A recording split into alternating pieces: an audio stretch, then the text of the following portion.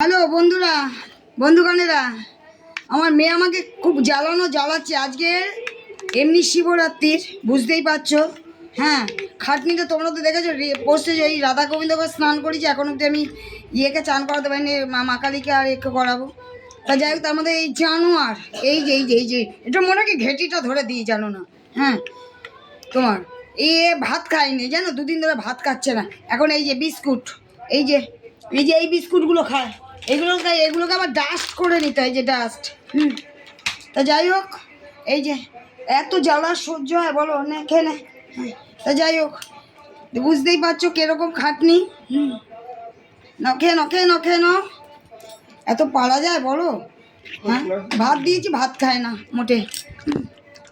দেখো এই যে খাচ্ছে, এই যে উনি মহারানী, এই যে খাচ্ছেন এখন, আর বিস্কুট খাচ্ছেন। দেখুন, সরি বন্ধুগণেরা, মোবাইলটা একটু পড়ে গেছিলো। তা যাই হোক, তাই তোমাদের একটু জানালাম, একটু আপডেট দিই তো মাঝে মধ্যে। যাই হোক, টাটা বন্ধুগণেরা, আমি আমার বাচ্চাদের ভাত দিতে যাবো, রাখছি।